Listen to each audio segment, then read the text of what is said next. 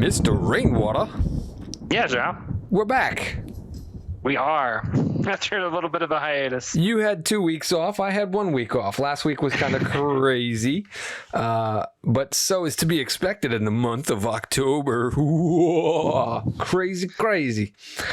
Today we're talking about horror. Now, we talked about horror in the last podcast that you weren't in, about making horror films. But one of the things that October is really kind of known for is watching scary movies.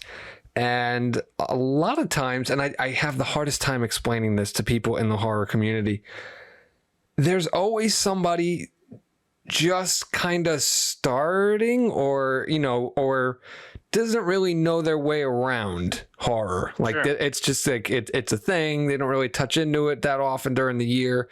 They they want to watch something because it's Halloween month and yada yada yada, but they don't know where to start. And like the horror community is like, oh, you gotta watch, and they're dicks. Long and the short, sure. They're dicks. If I'm not mistaken, I mean, obviously at your age, you have to have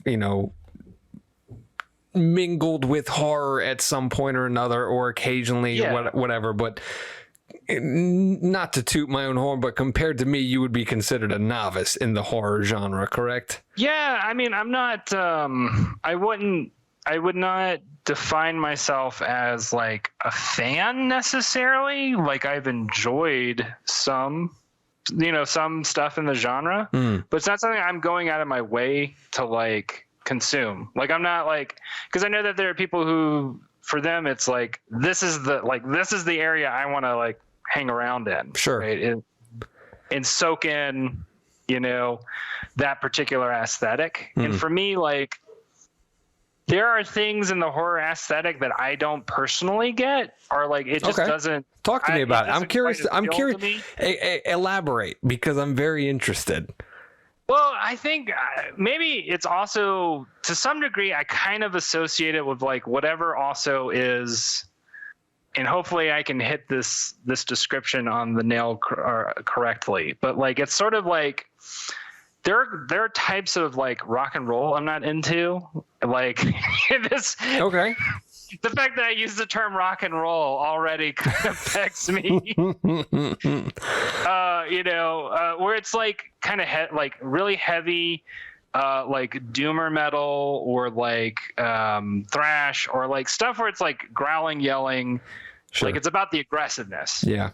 And I think to some extent, like that's how I perceive a lot of the horror stuff, where it's like it's about this aggressiveness that I don't entirely get. Like I don't get the Friday the 13th movies. I don't really get the Halloween movies, even though I liked, like I watched the first of the reboots. The Rob Zombie version? Not the Rob Zombie one. The one that was like 2 years ago? Yeah, where Carpenter came back on as like, I guess he was a producer on it or whatever. I can't quite remember. Yeah, he was the executive producer and he did the score. That's right. Okay. So like, I like that movie, but I haven't really watched any other Halloween movies. You didn't watch the new one, did you? I haven't watched Halloween Kills. Okay, that's a continuation of the one you're speaking about, and boy, howdy, is the Twitter horror community up in arms at each other about that one. Is it like a very controversial movie? Controversial is not the word. Polarizing is the correct term. Okay. It has a lot to do with what expectations people have when they walk into seeing it. It's not different from the 28 one, but it's completely different from the 2018 one. Okay. It's weird because it's sheer brutality. Like, Michael Myers is a lot more violent. It's the same team, creative team and everything.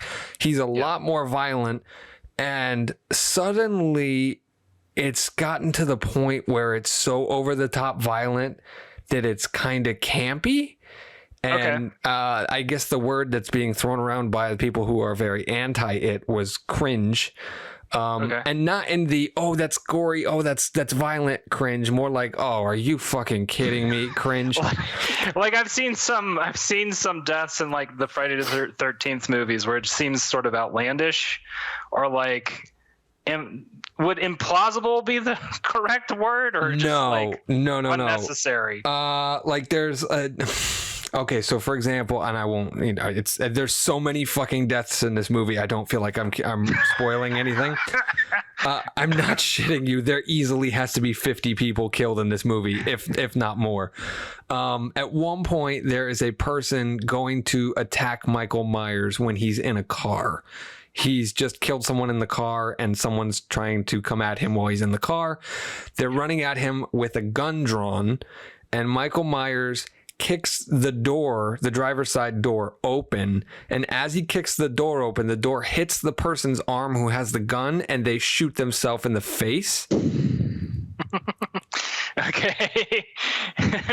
And it's not necessarily played for laughs, I don't think, but I laughed. You know what I mean? Yeah. Like, and that's how it's absolutely brutal as to what happens. But I'm looking at it and I'm just like, yeah, that could happen. But it's kind of funny that happened. And what? Like, that's like I don't know, the Final Destination movies, right? Where it was like you'd have deaths where it's like, how does this even like vaguely possible, right? You know, that but it's always on the cusp of it could happen. Yeah, it's always these like Rube Goldberg situations where it's like one thing hits another thing, and then, the logs are rolling down the road and all this other shit, and it's just like, I don't know. I will say I'm not that into slasher films. Okay, I can't get into it entirely.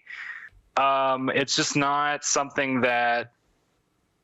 I mean, for me, it's just like, okay, I get the initial idea behind it, right? Like there are people in the world who are just like, you cannot put together why they are evil like that. Like that's the whole kind of theme of Halloween, right? Is like there exists evil where it's just like you can't rationalize it, you can't psychoanalyze it.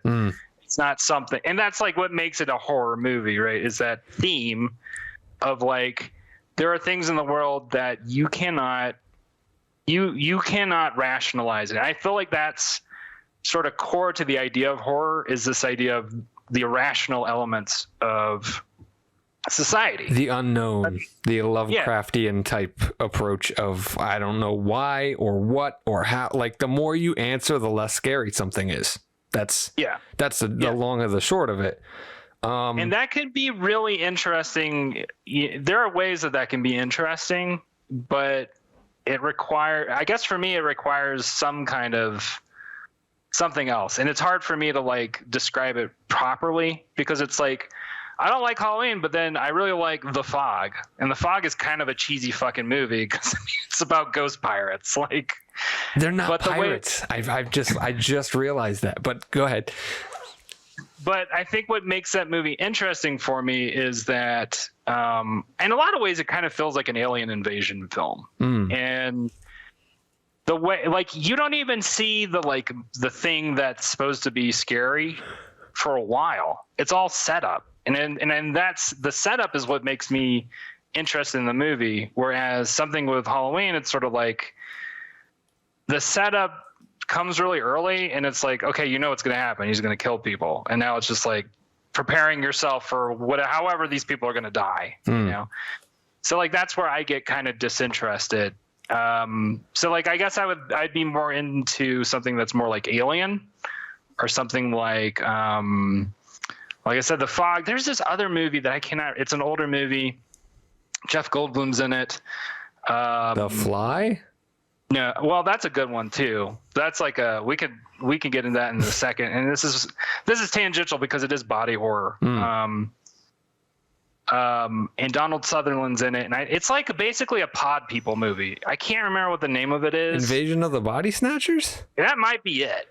I don't know if Goldblum's in that. I haven't watched. You're talking about the one from the 70s, but I know the one. I know the one from like the 50s. I'm a fan of the black and white one, the original one, but I haven't watched that one yet. That is a big Yeah, the pod people type thing or whatever is Invasion of the Body Snatchers. And I know Donald Sutherland was in one of them in the 70s. So that might be what you're thinking of. I don't know if Goldblum's in it. That's, I'll have to look into that. But yeah, that was one of the movies that creeped me the fuck out as a kid. And it was a black and white movie about... And I think that's what, for me, I'm more into the, like, creep the fuck out type horror than, like... I'm gonna get you. Yeah. Yeah, you know, I mean, that's like tension, right? Like that's suspense kind of horror, right? With the slasher movies. Right. So like for me, I kind of look at that as maybe that's just like that's my shtick if I'm into any kind of horror at all. Okay. So I guess that lays out sort of where my interests lie in the genre. But even then, I would say, I mean, I'd be, and we've talked about this before, but I'd be interested to ask you, because you have a pretty good wealth of knowledge in regards to like the more slasher centric horror. Like, what are your favorite titles in that particular in the slasher genre? Oh my goodness. It's only an hour-long podcast. If I had to like narrow it down, I would say my top 3: the original 1978 Halloween, tied, and the first 2 are tied. It's just it's always going to be this way. With the original Scream, 1996, and the third one, I'm trying to think about what poster I'm thinking about, because this is like picking children. I guess I would have to say Texas Chainsaw Massacre. Okay. I've been told that Texas Chainsaw Massacre Part 2 is apparently supposed to be incredibly weird and interesting. Part 2 is right up your alley. That is exactly camp and just like almost satire and parody of the first movie. Interesting. Dennis Hopper is fucking ridiculous and everything is just over the top, played for laughs kind of deal. But yeah, no, I'm more into the serious, grounded horror. And I remember watching the very first Texas Chainsaw Massacre, the original by Tobe Hooper. And that was a movie that shook me. And I don't use that term lightly. Only because I didn't know what I was getting into when I watched it. I was a young kid. This is way before the internet. This was way before... and even now I'm living in the town that I grew up in, and to find people who are actively watching Texas Chainsaw Massacre is few and far between. Like back in the day, you had to kind of blind pick things that weren't repeating on TV constantly. You know what I mean? Like there was no real viral talk about, what horror movies to watch, and I couldn't find that crew. And even if I did, they probably wouldn't have had me. But it was one of those movies that I watched and I was just like, I don't know what I'm getting into. And I watched it by myself in my room in the dark, and it shook me because it's based on events that actually happened. That's some of the best slasher stuff that happens is the stuff that actually did happen. Yeah. Scream actually did happen. Not, there's a lot that they took a lot of artistic liberty with it, but sure. Halloween did not, but Halloween could. And I get, you know what I mean? And I think that's the big takeaway from Halloween is that it could. Yeah. Right. And yeah, those are my top 3. Halloween, Scream are kind of tied for first place, and Texas Chainsaw is in the third place. And I guess it's just, there's a grounded realism to it. You know what I mean? The thing about monsters and ghosts and things of that nature is after you hit a certain age, you kind of stop believing in that stuff. And you know what I mean? And you're desensitized to any kind of notion about that happening. So even in those movies that have that particular type thing, it's falling on the tension that slashers use to create the scare. So it's all the same to me at this point. But the thing about the slashers is that it could happen. You know what I mean? Like I could get a phone call and someone could be, you know, in my house ready to kill me and they're just fucking with me. Someone could be in the back seat of my car waiting for me in the dark and just strangle me before I start the car. Like that kind of shit freaks me out. But I think I will agree with you that certain things, and I think you'll agree with me on this, the things that freak me out the most are the things that are going to happen that I am not ready to face. Like inevitable conclusions. Like when you watch a particular horror movie, you go in with the notion of, okay, here's our main character. There's our monster, killer, psycho, whatever it may be. A bunch of people are going to die because they had sex or smoked pot or drank or whatever like that. Right. And then the last person will get chased and then they'll finally get away and it'll be the end. Right. And then that's pretty much it. But then you have other titles that don't do that, that kill the main character and like the evil monster walks away into the night and that's the end of the movie. And it's like, oh, no matter how good of a person you are or whatever like that, the monster comes for you anyway and you're not getting away. Or those inevitable conclusions of, you know, bad things will happen no matter how good a person you are, no matter if you burn the spell book or whatever the gimmick or plot device may be, you're still gonna die. That's what it comes down to at the very end of it. And there's like a torture aspect to some of them, but in the end it's death. That's what horror movies have to be about. That's like the one thing, going back to like the Blake Snyder stuff, it's got to be about survival and the inevitability of death. And that's I like the ones that are not nice, that don't have the happy ending. And I don't talk about like, oh, the monster pops up right before they cut to the end credits. I mean, no, the person is definitively killed and like they're saying something about how death is inevitable and it's coming for you and there's nothing you can do to stop it and you don't know when it's coming. It doesn't matter how nice of a person you are, how evil or a dick you are. It all comes for us all just the same. I will say like a movie in that vein. Well, of course, this is based on. Okay, I'll get into it.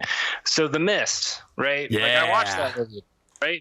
That's I can't remember how the theatrical ending goes because we watched the what was it, like the director's cut ending, which I think is pretty different, if I understand correctly. If I'm understanding, there's only 2 cuts, and one of them's in black and white, and the other one's in color, and that's it.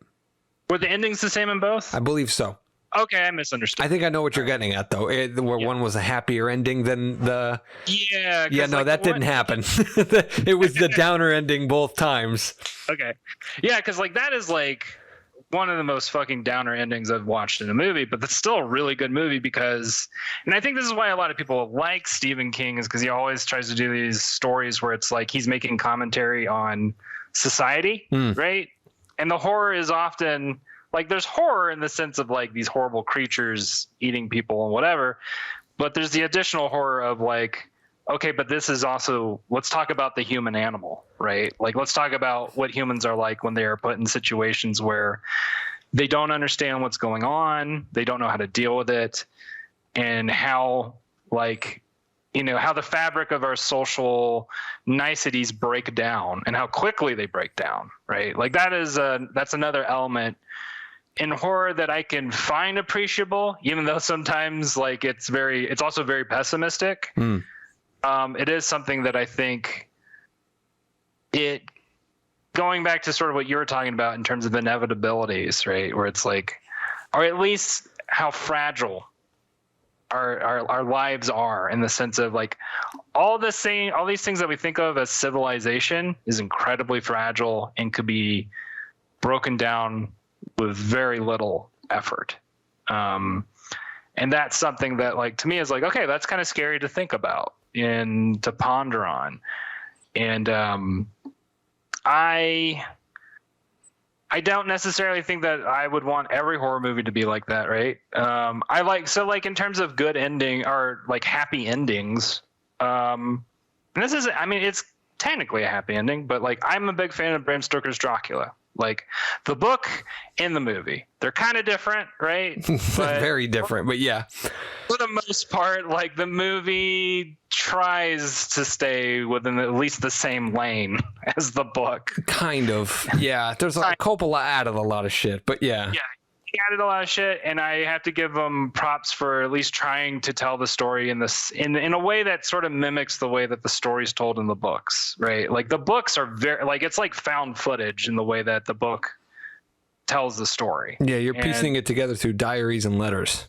Yeah. And in the book, like when I read it in high school, like it was creepy as fuck to me, even though it was like totally fantastical, right? Like, and what made it creepy was that Dracula became like this presence that it was almost like an invasion story where it's like there's a Dracula's lot of subtext there about immigration, I think, but right, well, a lot of people don't pick up on that's a real thing about these foreign invaders coming over here and stealing our women. That seems to be a lot of that going on, but yeah, go ahead. That is a good point. The way the story is told, it's sort of like it's a creepy kind of feeling. Like, the presence of Dracula creeps in. He doesn't show up all at once. And that creates sort of a sense of paranoia, a sense of like, you're not really sure what to expect is going to happen next. And that's something that the book does really well. The movie does not really do that at all, right? Like the movie goes for a totally different realm of sense and feeling, where it's more like a drug experience from just from personal feeling. Like when I rewatched the movie recently, I was like, this feels like I'm doing shrooms or something. Like it's so like all over the place and like just erratic, basically. So like, and I think the idea behind that was to sort of convey this irrational presence of Dracula, where you're just like, you no longer have control over what's going on, because now there's this presence that's come in who has full control over everything, and there's very little that you can do. So like that is another, I would say that's another kind of marker in horror, right? Is kind of this feeling of like, there are things that you don't have control over that can take over your life, or like, you lose agency, basically. And that is another thing that's very like scary, because you can think about that in regards to like life, right? Like there's disease, there's old age, there's all this other stuff that can happen to you, where you begin to lose function, you begin to lose like your capacity to live in the same sense that you were when you were younger or before ill or whatever. So anyway, that's a big long ramble to kind of, I think I'm attempting to get into sort of nuances in horror, right? To get into sort of like what it is that I'm looking for when I look at horror. And what interests me. I don't know, do you have any thoughts come up for you, Jao, during that? About what? Just like in regards to those nuances that I was talking about, in regard to like loss of control, loss of self-control. Are there any other ones that you can think of? A running theme that seems to be going through a lot of my work as an artist myself, storyteller, is, delving in, like I always say this, and I'll say it a million times more on this podcast. We're all dealing with our shit. We're working out our shit. So when I look at my art, I'm starting to notice that a running through line through all of it is the idea of isolation, loneliness, depression, things like that. When I look for in a horror movie, I mean, granted, I can enjoy, stupid splatter kills and over the top goofy effects and all that kind of stuff just the same. But what really resonates with me is the idea of isolation, loneliness. So like when someone is by themselves, that idea, like it's one thing to be creepy. It's another thing when they're able to communicate on a very subtle level the vulnerability that comes with the idea of being isolated and by yourself. That creeps me out. So it's not the idea of, going into the woods by yourself at night. It's about going into the woods by yourself at night and not having a coat, being, you know what I mean? And that's one of the things, like, horror is very on point for utilizing women in the main role, right? Because there's an innate vulnerability that comes with women. I don't know why. Maybe it's just I look like that. I look at it from that perspective, I guess. Yeah.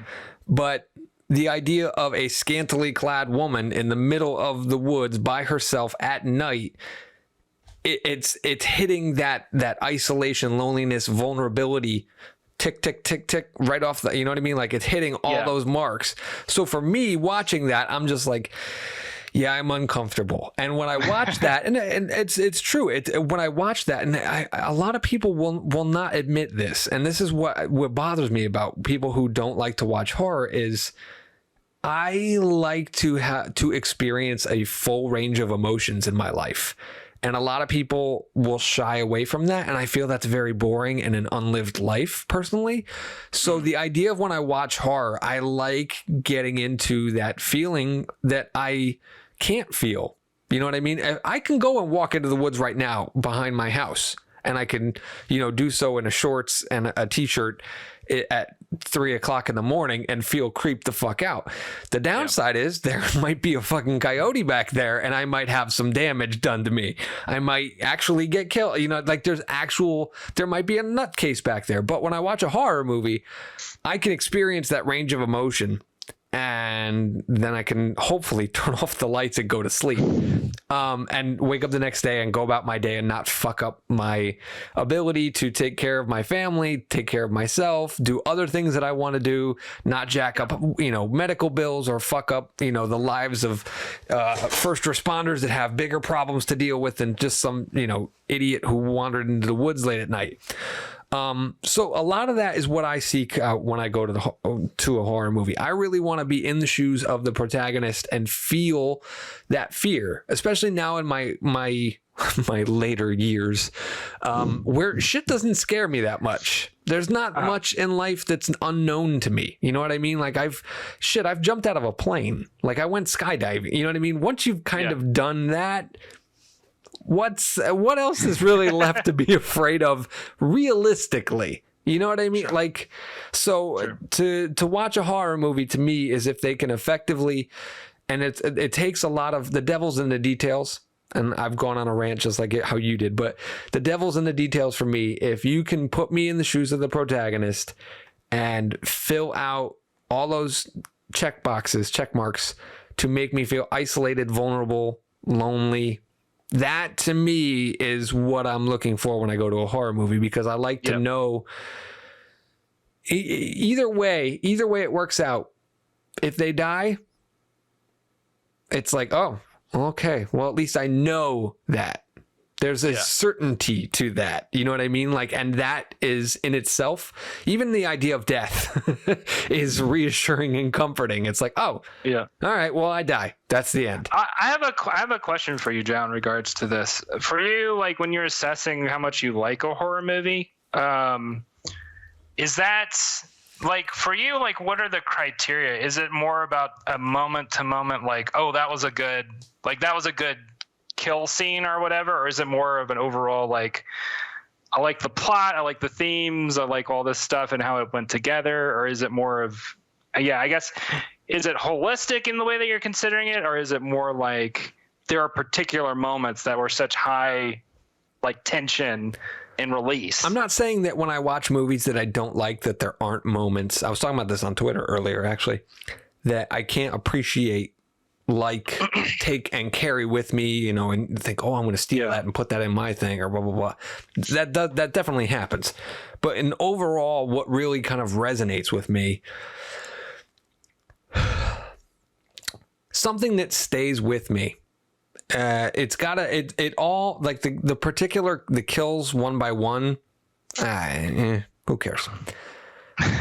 Like I talked about the gunshot one before, that'll stay with me as a laugh. in Scream 4, somebody gets stabbed in the head and then they wander around and like they start spewing off one-liners about Bruce Willis, and it's like, that's fucking stupid. Like, that stays with me. And but the end result has to build towards something meaningful, and that's when it comes into the storytelling structures that I hump so hard all the time when I'm in giving screenwriting advice or writing my own thing and critiquing my own work and stuff like that. It has to build towards something meaningful. And I get it. There are people who go to horror movies not looking for that. They just want to see the cool death scene. Oh, he strangled her with the phone, and then he threw her off the top of the building and hung her, and then, you know, the army took her as the monster, and they obliterated her with a giant machine gun, and like people were like, yeah, that's fucking awesome. All right, like, okay, if that's what you're going for, you're getting your money's worth, sure. Personally, I'm looking for the personality that's really there. That's gonna add something to my life experience, my worldviews, my experiences as a human being. Doesn't matter if it's good or bad. It just has to add something. It has to say something. It's the same core principle that I add or that I look for in any medium, whether it's a comedy, a rom-com, an action movie, a drama. It doesn't really matter. It's all based on that level of, what am I getting from this? Now, I mean, sometimes it's escapism, you know what I mean? And it hits that right moment where it's just like, I've had a rough day. I need to watch somebody get murdered. It gets your mind. The idea of someone getting murdered, seems kind of sick and depraved and twisted. But the idea of, I lost my job today. Oh, but now I'm watching this and I'm worried about that character. I'm not thinking and harping on that reality that just hit me. And, your brain can kind of take a break from worrying. It's a different kind of worrying.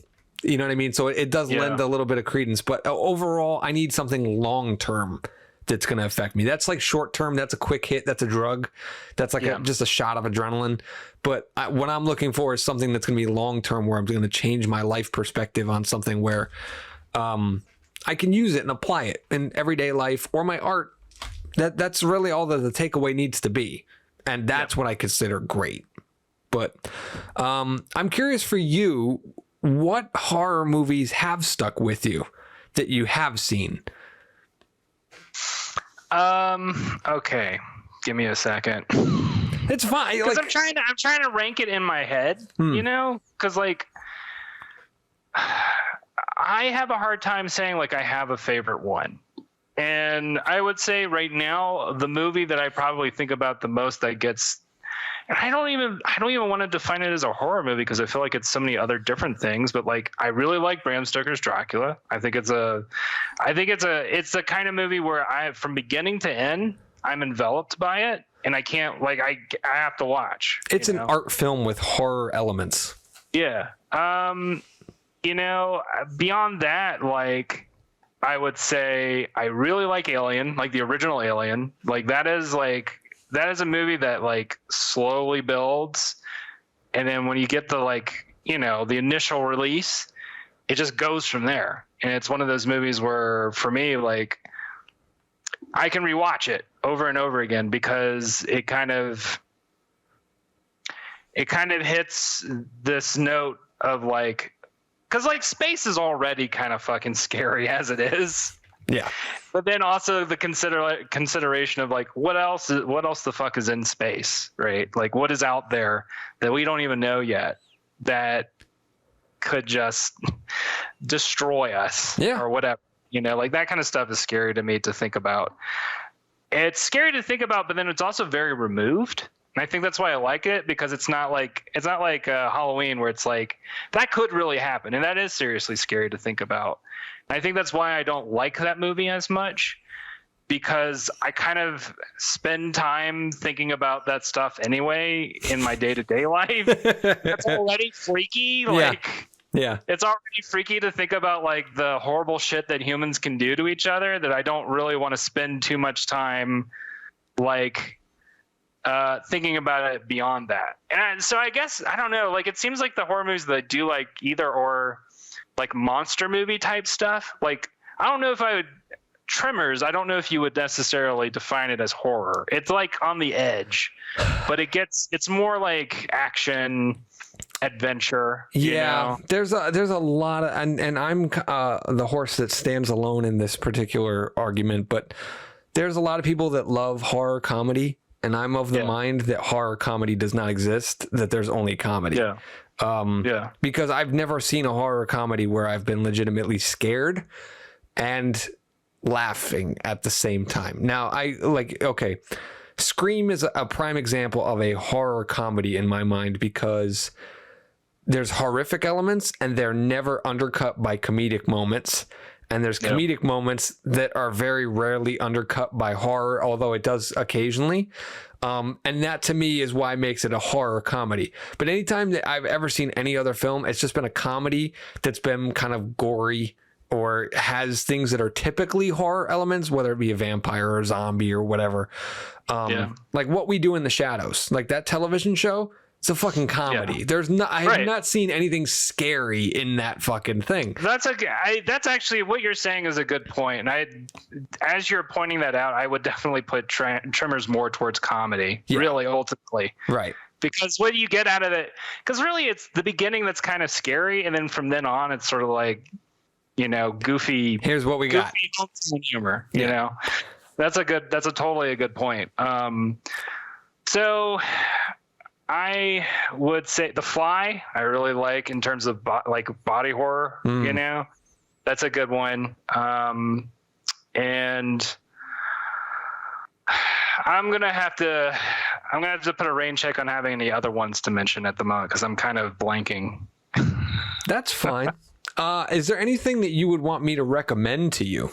Yeah, go for it. I'd love to hear your recommendations. Well, you haven't seen Scream, correct? That's the one I keep telling myself I need to watch it, and I'm going to watch it because you speak so highly of it, and it seems like it's fun. And that's kind of the takeaway that I get from. I'm worried that it's already been spoiled for you. Do you know who the killer is? I don't know. No, I don't know. Fuck all that goes on in that movie. Because I'm that's one of the big things that I'm such an asshole about to other people in the horror community is they blatantly will post who the killer is in the movie, and I'm like, you motherfucker, and they're like, oh, it came out in 1996. If you haven't seen it by now, I'm like, you do realize there are people that live outside of your life that are like 13 and just discovering horror, or people who haven't. I don't know how that movie hasn't been spoiled for me. Even by me talking about it generally, assuming that you had seen it by now. But I think it's because I had no context for any of the characters whenever I hear people talk about it. So I'm just like, I don't know what this is about. That's the main reason. That's fair. No, I would say, okay, so I'd say The Mist is probably, of the horror movies that I've seen, that might be my favorite one. That's the one that I think about when I think about horror, because it's the themes in it are legitimately just scary, and the way that the movie ends is one of those endings that's just yeah, that's fucking real. If that kind of situation happened, that's probably how it would play out. Don't know if I would necessarily call this scary, but I will still consider it horror. Do you have a Netflix account? Yeah. Okay. There's a television show called Midnight Mass. Okay. It just recently dropped within the last couple of weeks. I'm not going to tell you what genre of horror it is. Obviously, a church is involved, but I will leave it at that. Okay. It's done by Mike Flanagan, who is kind of the cat's meow of horror at the moment. A lot of people, some people loved the new Halloween movie. Some people hated it. Some people liked the new James Wan movie, Malignant. Some people hated it. Everybody seems to be on the same page about Midnight Mass, and that it was a thumbs up, including me. I didn't really know what I was getting into when I watched it, and that's kind of what I loved about it. And yeah, I think something we haven't talked about, but we've danced around it this entire conversation, is mystery. We talked about the unknown, but the idea of a mystery unfolding in horror is that's one of the things that really grabs me, is because that's something that really works in horror that doesn't work in other things that they try to cram it into. Like when you see an action movie, they're like, oh, we need to figure out how the bomb works so we can stop it. They're just fucking filling the second act with shit because they have nothing else to blow up at the moment. And it doesn't work there. But when you're watching horror, that's the key to survival, is unraveling the mystery, understanding, like we said, understanding what's going on, what you're up against, how to defeat it, this and that. So when you watch Midnight Mass, there is definitely elements, and I can't imagine that Mike Flanagan was not influenced by The Mist when he wrote this show, because there is one character who is very misty. And I will leave it at that, but I would strongly recommend Midnight Mass. I think it's like 8 episodes, maybe 12. Again, I would not necessarily consider it horror, but there are horrific elements that happen throughout it, and ones that definitely made me go, oh. Like, it definitely was one that a seasoned veteran such as myself, who's seen a lot of horror, it definitely, I don't want to say it shook me, because I reserve that for Texas Chainsaw, but it definitely got me a couple of times. I'll leave it at that. So Scream is number 1 on that list. I think you need to watch that movie. That movie has moments that are horrific. Scream 2, I definitely recommend. I think it's more fun than horrific.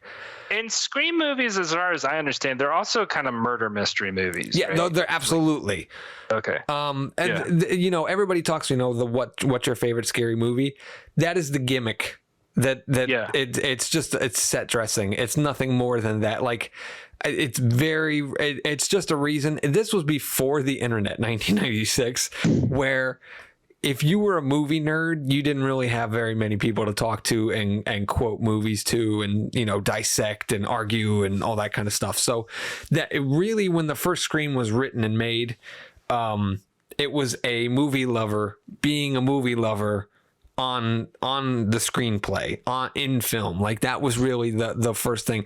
And like, people talk all the time about representation in film, where it's like, oh, we need more people of color, we need people from this community, that community, this belief, whatever it may be.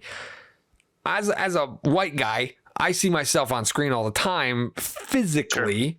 But what I had never seen was myself represented, like, from a personality standpoint. And when I watched Scream, there was like, oh, that dude is me. Like, that is me right there. Absolutely, 100%. I felt seen. And that was one of the things that I think really kind of resonated with the horror community, was they finally saw a character. They were like, oh, I'm that dude. That's exactly me. Nowadays, it's you throw a rock and you'll hit somebody like that. But it's definitely a murder mystery of who did it, and they know.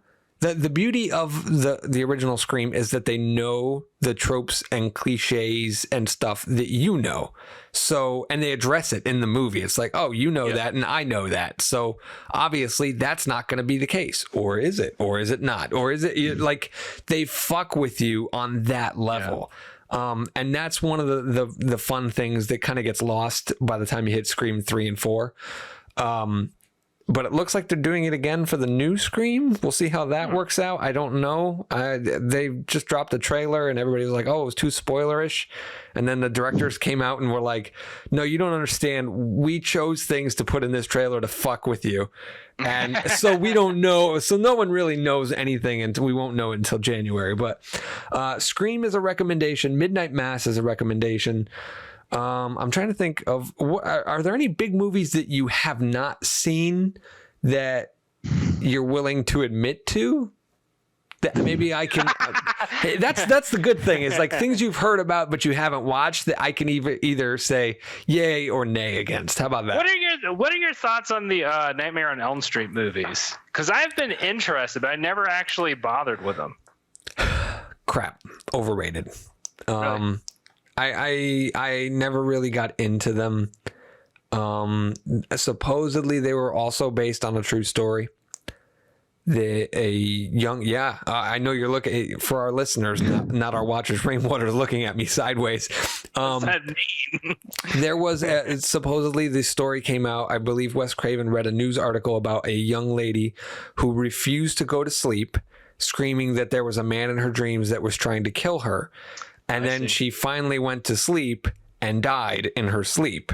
And the whole story kind of blossomed from there. I don't know if that was true or not, but I know it was in a documentary or something that I watched. I gotcha.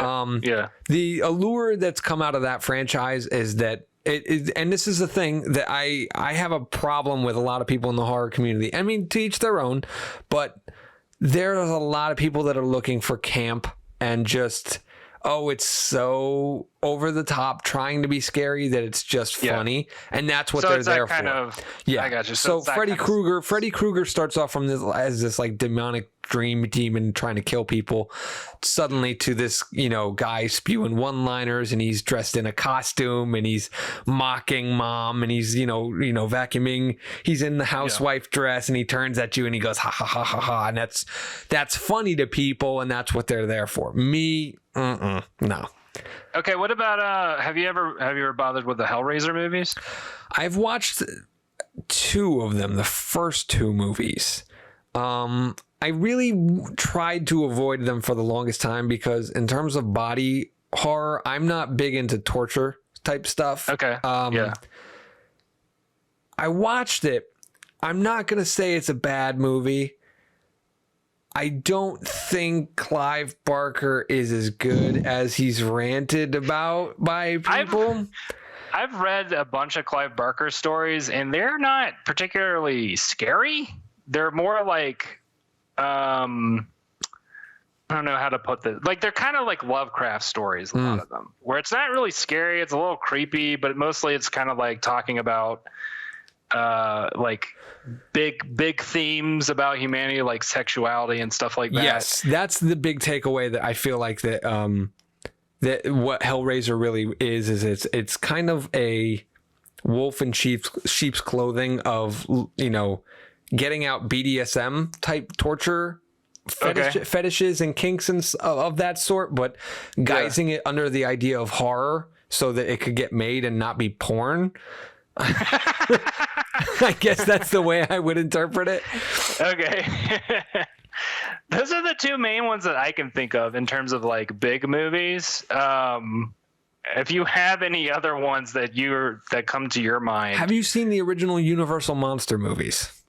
Because I know a lot of people have absorbed them through the zeitgeist and not really sat down and watched them. I need to rewatch Creature from the Black Lagoon because like I watched it like when I was a kid. Like I need to rewatch. I need to rewatch all of them. Like it's been a long time. Like I've seen Frankenstein, I've seen Dracula, I've seen what is it called, The Wolfman, or what's the name of it? The Wolfman. Yeah. Okay. It's been forever ago though, so I don't really remember them that well. You have 1 year to rewatch those movies because next October I want to have a discussion. Okay. Because I have a lot of opinions, especially on The Creature from the Black Lagoon. He's one of the like top tier fan favorites, and I don't see it. I don't know. I mean, granted, none of them are actually scary. Let's lay that out on the line. Oh, here's another one. Is The Mummy in that category too? Yes, the original The Mummy. That's another one that I don't get it. I watched the original movie, and there's 2 movies, the Creature from the Black Lagoon and The Mummy, the original 1930s, 40s Universal monster movies, and I'm bored. Like, when I watch Dracula, I don't get bored. When I watch Frankenstein, I don't get bored. When I watch The Invisible Man, who's my second favorite, I'm just like, this is fucking awesome. It's fun. It's surprisingly fun. And then there's things where it's like the original OG Frankenstein movie is like, this is the best way that I equate it, is like Batman 1989 in terms of tone. It's taken very seriously. It's very kind of, I don't want to say dark. I almost said grounded or horrific, but it's the best way to describe it is dark. Yeah. And then there's the sequel, The Bride of Frankenstein, and everybody supposedly loves it. And I watched it, And if we're sticking with the Batman equation, we've suddenly gone from Batman 89 to Batman and Robin in terms of camp. There are fucking fairies in jars, okay? Frankenstein is smoking a cigar and drinking a scotch at one point. Like, it's literally fucking ridiculous. Weird. And I do not understand why people champion that movie over the original. So anyway, but I want you to check those out, and definitely, hell, if you get through them before Halloween or our last October recording, we could even do it then. But hey, by next year, I can shoot for that. Yeah, at the very least. Scream, you can wait on. You can actually tune in to Haunted Home Theater. Oh, that's right. I'm planning on doing a Scream marathon for New Year's Eve. If you're not familiar with Haunted Home Theater, which you're probably not unless you follow me on Twitter at the Anjow, I have done a movie hosting show, or at least I've started one. I've got one episode under the belt where we watch Sleepy Hollow from 1999 by Tim Burton, starring Johnny Depp, Christina Ricci, and then we did Dracula 1932, starring Bela Lugosi, directed by Todd Browning. It was a really fun thing to do, where we did like a second screen experience where you keep me open on your laptop or tablet, whatever it may be, and you watch the movie on your TV projector at home, whatever you're watching it on, and you pause, and like I've got a timeline running on the screen and everything like that. I give you a little countdown letting you know when the next break's coming up, and then you pause it and you look over to me and I talk about the movie, what we've seen, give out trivia, facts, point out things to look for, and then there's a little bit of fun and skits and stuff that I've mixed in as well. I'm planning a couple of more episodes, and one of them I just said was the Scream Marathon. We're screaming in the new year. I'm going to try and time it so that Scream 4 is complete at midnight. But the idea about it is so people can catch up before the new movie drops on January 14th, 2022. But we're going to be doing that, and I think I'm going to be doing a Christmas one where we're doing Die Hard and Scrooged. I'm not going to do horror every time. I'm just going to do movies that I know people won't own. Yeah. But the fun part about it really is the YouTube channel. So on my just launched YouTube channel, Jow Films LLC on YouTube, we do a live stream of the actual thing. So what's happened is there's a chat available in YouTube, and we chat while we're watching the movie, and it's really fun watch party type stuff. No, I didn't get to stick in or stay with it for too long, but it was really fun from what I did watch. I saw you pop in. I thank you for doing that. You didn't have to, but it really was appreciated. No, it was awesome. I was so impressed with it. Like, you did such a good job with the production for it. I was just like, shit. Joe put all the bells and whistles into it. I really, really tried very hard to go, because I figured this is the inaugural take. I gotta go big or go home. And I knew if I just did a shitty thing that like nobody would ever, people would tune out quickly, or I would never get people to do it again. And then by the time it was over, everybody was like, holy shit. So it was one of those under promise, over deliver situations. Yeah. Which I plan on upping the ante as we go on. Nice. I have another one planned for Friday, October 29th. We're watching, oddly enough, The Fog. And then we're watching The Old Dark House. Cool. Both of which are available on Amazon Prime and Shudder at the moment. I think they will be at that time too. So if you have any of those streaming services and you want to do a watch party with us, follow me on Twitter at the Anjow. Subscribe to the YouTube channel, Jow Films LLC, JOWFILMS LLC. And we'll be doing that around 9 p.m. Eastern Standard Time on Friday, October 29th. It's going to be a good time. That's one of the fun things about the horror community, is that they like getting together and watching horror movies together. It's really fun to do it. That I can see as being very like a very attractive part of that experience too. Because watching movies with other people it's a lot of fun. It is, especially when the movies start getting a little more ridiculous. Right. Because you know what I mean? Like, I haven't done any B movies yet. I've been considering, I'm flirting with the idea of doing a Halloween episode, or not a Halloween, a Thanksgiving episode. And I was contemplating doing some of the more ridiculous things like Thanksgiving. But I don't know what I'm going to do for that particular episode yet. We'll see. But it is fun. And I think that's one of the things that we need to talk about as we wrap up here about watching horror movies or where to start.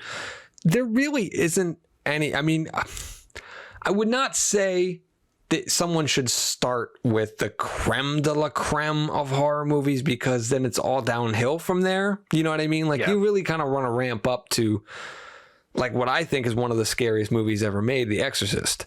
Now, that is a fucking scary. That's one that is high on my list too. I always forget about that movie, but it's so good. Possession movies fuck with me. And that's like, but it's weird. It's a weird thing about that movie is because some people. This happened to me when I went to see Hereditary. Did you see that movie? I haven't seen that one yet. Okay. No. I'm not gonna spoil anything, but I've heard a lot of bad things about Hereditary. Are you talking about Hereditary or Midsummer? Because those two can get confused very quickly. The same director, same style. Okay. Yeah, no, and that's the thing about it is I had to go to the theater by myself because no one would go with me. That's the fucking life that I live. I was watching Hereditary, and I kid you not, it could not have been illustrated more perfectly. To my left, the guy sitting to my left, this was pre-COVID, so we were sitting next to each other, literally, was scared out of his mind, clenching his fist up against his mouth, going, "Oh my God, oh my God, oh my God, oh my God, oh my God." Yeah. The guy to my right was laughing hysterically. And this was resonated throughout the entire audience. There were people who were scared out of their mind, and there were people who found it so ridiculous that they were just completely laughed. Now, I don't know if they had, smoked a joint before or whatever and like altered their chemistry to perceive it in a different way. Sure. But some people just watch horror movies differently, and they ingest it into their brains differently. My little sister, shout out to Kelsey, will laugh at The Exorcist. She thinks it's funny. I can't go to sleep. I can't watch that movie after 11 p.m. Yeah. Like there are certain movies I cannot watch. That movie I cannot watch. The Last Exorcism, which if you haven't seen that movie, it's kind of a found footage movie that's really good up until the very end. And if you've watched enough found footage movies, you know that the fucking bullshit's about to happen right as the end credits are about to come. But like that movie fucked with me. I can't watch that at night. It scares the shit out of me. It scares the shit into me. I guess it's like clench my butthole. But it's one. I don't know what was I getting at with this whole rant. We were talking about, it started with us talking about The Exorcist and how there are certain movies. Okay. We were talking about how there are certain movies where some people are terrified by them and others just like, it's funny. Like you're saying how your sister laughs at The Exorcist.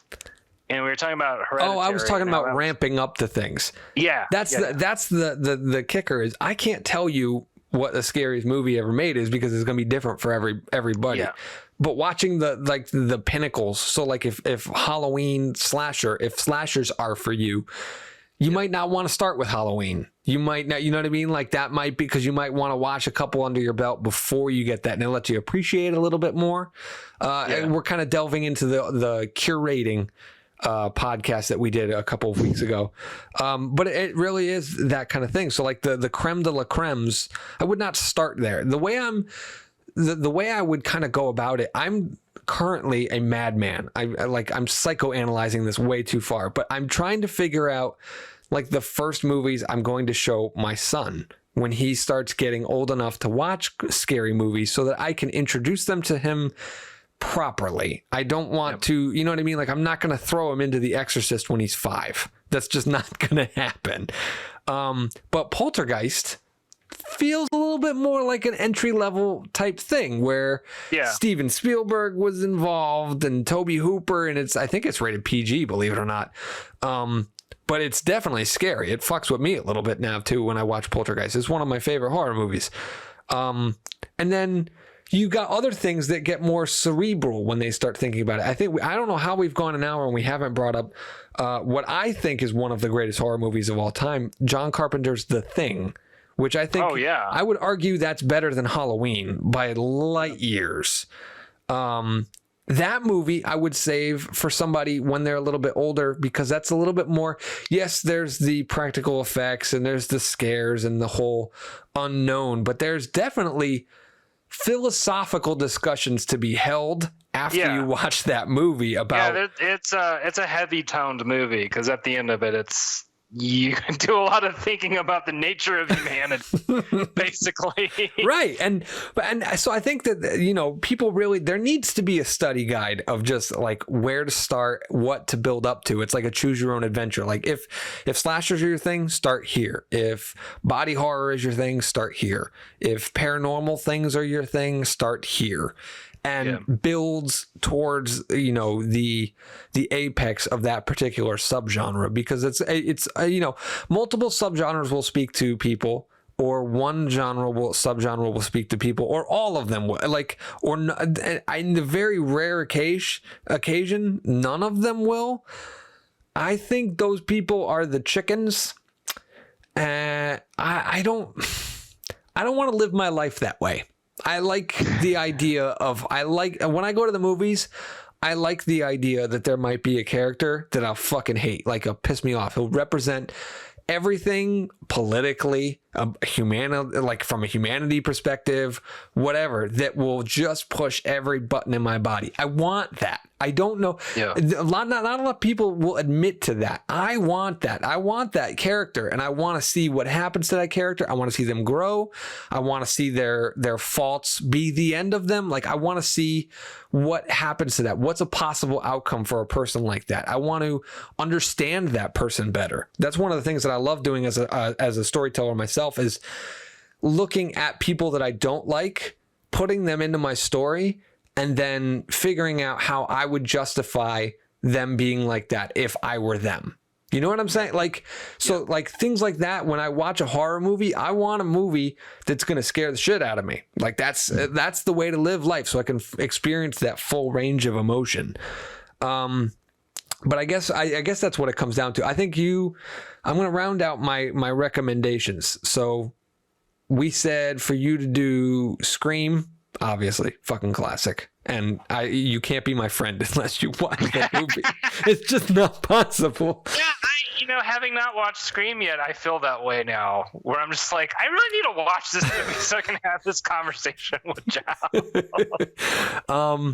Oddly enough, the second movie is my favorite of the entire franchise, but it's weird because despite being a murder mystery, whodunit, whatever, and it's slightly more fun, the sequel.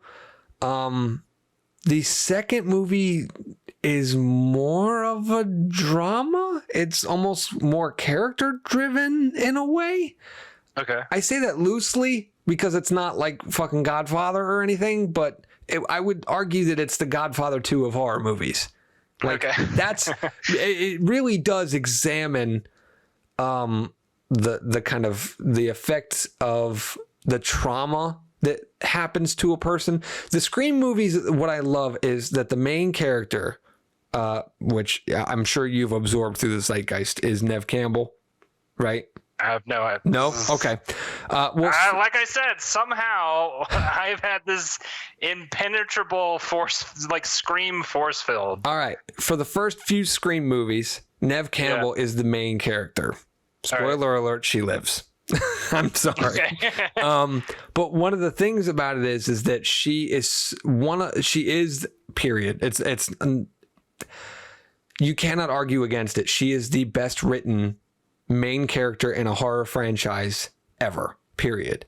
Because not only is she three-dimensional, fully developed, smart, but she also experiences a range of emotions that other characters don't. One of my favorite moments in Scream 2, obviously a character gets killed, and the other characters sit around lamenting and grieving for the loss of that character.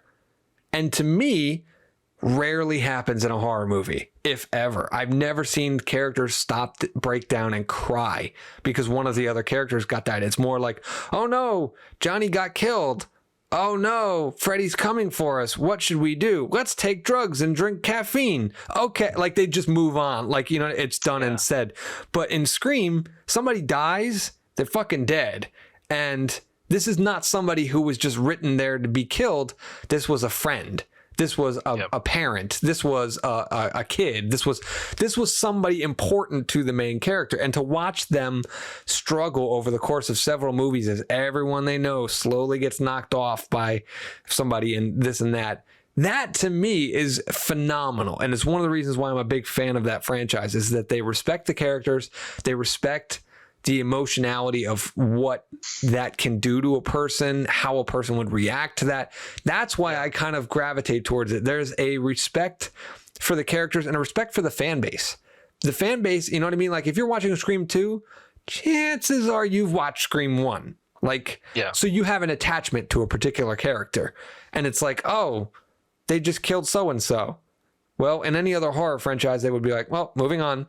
In Scream, they're like, no, this is really fucking heartbreaking. Let's sit at a table and cry for a couple minutes.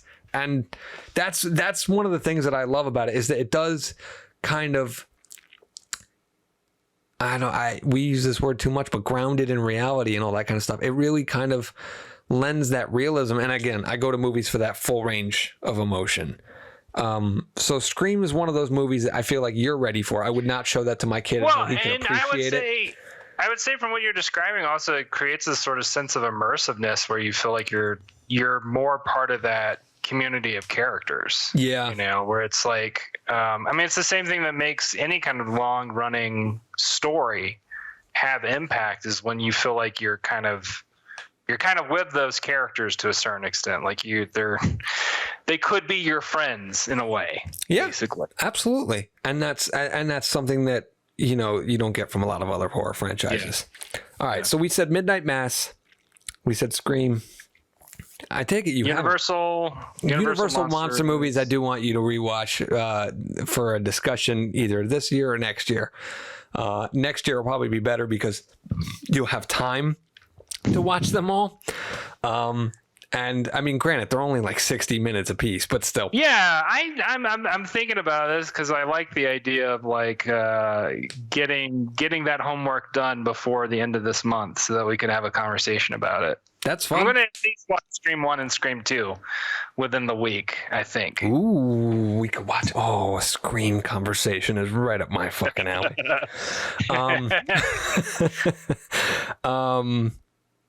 I'm trying to think if there's anything else that I would want you to watch. Have you seen the original Texas Chainsaw Massacre? I haven't watched that one yet. It's not so much about when you hear Texas Chainsaw Massacre, your brain immediately paints images because of how they would do it today, where it's just like, oh, here's a really gory death scene about a chainsaw going through someone's head and guts spilling out right under the lens. And like, that's what you get painted a picture mentally when you hear that title. If you haven't seen it, it's not really that. I mean, don't get me wrong, that shit happens. But at the same time, there is a creeping feeling of no escape. Okay. It's like a hostage situation that you feel like Funny Games. Yeah. Where you just feel like no matter what happens, you are not getting out of this situation. It's just prolonging the inevitable. So I would maybe recommend the original 1974 Texas Chainsaw Massacre if you haven't seen that already. Okay. To listeners who haven't seen it, I would absolutely recommend Scream, Exorcist, Halloween 1978. I would not recommend Friday the 13th. I would not recommend Nightmare on Elm Street. Well, no, Friday the 13th was, and they admit it straight up, Sean Cunningham had said, oh, Halloween's making a movie, let's make something like that. And that's fucking what it was. And if you look at it, Jason Voorhees is like the love child of Norman Bates and Michael Myers. Yeah. He's a killer with mommy issues, and that's pretty much what you got. Psycho, I would definitely recommend. The Hitchcock stuff is fucking great. We could do a whole episode on Hitchcock. Oh my fucking god. Birds. I'd have to rewatch some Hitchcock, but there are definitely Rope is a really good one. Yes. I love that movie. It was so. North by Northwest. Yeah, it's a good one too. That's a good one. I'm trying to think of things from the 90s. And the original Child's Play is actually very creepy. Okay. I've never watched it. It's turned into the most ridiculous, over the top shit with Chucky. But it basically followed the Freddy Krueger timeline, where it's just, I mean, it's ridiculous, a killer doll, whatever. But the first movie was pretty creepy, only because it's a child that's at stake.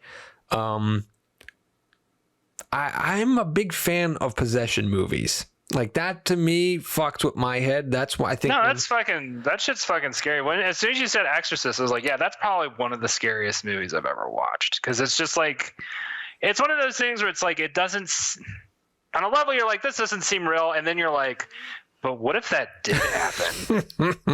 What if it is real? Yeah. I'm trying to think if there's any more recent things that I've seen that really stuck with me. The original, the first Conjuring movie, the first one. Okay. Have you seen that film? I haven't. That film is definitely one of the better ghost movies that I have seen in my entire life. There's a lot of ghost movies that just don't work. Mostly because people talk about ghosts being real, like, oh, I've seen a ghost and this and that. Yeah. Have you ever in your million years ever heard of anyone being A, hurt by a ghost, or B, killed by a ghost?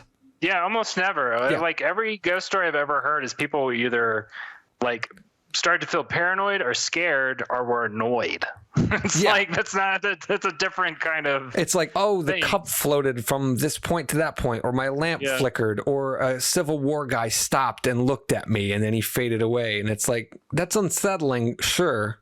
Yeah. And I think of that Ken Jeong moment from The Hangover where he's like, but did you die? Like, no, like that doesn't scare me. But when you watch The Conjuring by James Wan, that movie is definitely scary. It's not, I mean, it is a ghost story, but it's also a witchcraft story. It's kind of a twofer. Gotcha. But it's definitely one of the better executed films, and that's really what last week's podcast really was. Our the last episode's podcast was really about the execution of how things are done, because obviously you can do a possession movie, and if you don't do it well, it's not going to be scary. But when you watch The Exorcist, it's more than just changing the lighting gels and the makeup effects on what's her face. It's the fact that they turned down the air conditioning on the set so that Linda Blair's breath was seen when she was breathing. Like, that kind of shit. You know what I mean? Like, the execution of how you do stuff really goes the extra step to make it's people done scare. in such a way where they make it seem as believable or as realistic, as quote unquote grounded as possible. Right. Where it's just like every aspect, like when they take her to the hospital, right, to be inspected, that actually is like one of the creepier scenes to me, because it's like, what is this? If like the doctors can't explain what's going on, that's always scary no matter what. Like, even if it's not possession, it's like, oh, you have some random thing that's going on with your body. The doctors can't explain what's going on with it. What the fuck do you do? Like, where do you even go to like deal with that situation? Right. It's like, when you call 911 and they're like, we can't help you. Bye. Yeah. That's like another one of those, like, you have no control over the situation at that point, and it just becomes inevitable whatever's going to happen. Yeah. That's definitely on my recommendation list. I'm trying to just think if there's new things. The Mist that we talk about. If people want to watch The Fog on October 29th, that's definitely a movie that I enjoy. It's not a perfect movie. But it's definitely a good atmospheric horror. I'm big on the atmospheric horror these days. I'm just trying to think if there's anything else that really kind of jumps out. I mean, we can talk about like horror comedies and stuff like that I would recommend. The Addams Family is fucking great. That's a totally different vibe though. Yeah. Like, that's surrealistic and weird and funny, and like, it's just a fun thing to watch, basically. Hocus Pocus. I could go days talking about Hocus Pocus, but I will not. Yeah, I mean, if there's anything that people would want, I realize I'm going more mainstream right now. Next year, I will do a little bit more of a deeper cut, no pun intended, with recommendations. But if you haven't seen any of those particular classics, I would recommend them. So one more time, Texas Chainsaw Massacre, The Exorcist, Halloween, Scream. I would not recommend Hellraiser. I would not recommend Nightmare on Elm Street. I would not recommend Friday the 13th. I'm trying to think if there's any other. The original Saw is probably one that I might say is worth watching because that's a definite. It's definitely torture porn to some extent, and it's definitely very indie. It's low budget. I gotta say that the Saw, like, because I never watched the original one, but I watched like later ones, and that totally turned me off to like the whole. Because I was just not into the torture porn thing. Like I was just like, I don't get like. It felt like. Violence just for like violence sake. Yeah, you know? and that's what it denigrated into. But the original movie was much more of a mystery and a more of a what are you willing to sacrifice to live your life type thing. It was much thematically. It had a lot more to say. It wasn't so much about the gore and this and that. And the idea of, you know, cutting off a body part was built up to at the end of the movie because they told a story from one room through flashbacks and discussions, and it was very low budget, but it invested you in what was going on and what it was worth to this guy to do that, to get back to his family and this and that. So I would definitely say the original Saw. The very first Paranormal Activity is a movie that will fuck with me till the day that I'm dead. And that's another found footage movie, right? It's not so much it's kind of a found footage, quote unquote, but yeah, it's that style of filmmaking. Okay. The biggest recommendation, and I will end on this: if you have not seen a horror movie, don't watch it at noon with the lights, with the daylight coming in and this and that. Unless you're watching Midsummer, I would allow that. I would allow watching Midsummer during the day because you're fucked no matter what. But I would definitely say watch a horror movie for the first time after 9:30 at night. Like, yeah, that makes sense. I have noticed that when I watch a horror movie, even ones that I've seen after like 9:30, 11, somewhere if I start it in that area, they fuck with me a little bit more because the house is quiet, there's no traffic outside, everything is dark. You know what I mean? Like it really, and that's why one of the reasons why I love atmosphere in horror movies is it sets the mood. Like that I'm in the mood to be fucked with. And that's the beauty of it. So I would say if you're watching any of those, if you're watching any movie that I haven't recommended, wait until later in the evening to watch it because it will jump up the scare possibilities. And if that's what you're going for, why not get your money's worth? Yeah. But that's what I'll leave it. That's what I'll hang my hat on for this month. Hopefully, Mr. Rainwater will get through the Universal Monster movies in the next week, because I would love to have that discussion next week. Yeah, and if anybody else has it, check out. I would recommend. So, in terms of the Universal Monsters, we'll just lay out the ones that you should probably watch to discuss. And I would say Dracula 1, obviously the first Dracula, Frankenstein, Bride of Frankenstein, The Wolf Man, The Invisible Man, The Mummy, The Creature from the Black Lagoon. I would say those are probably the go-to, the big ones. Phantom of the Opera,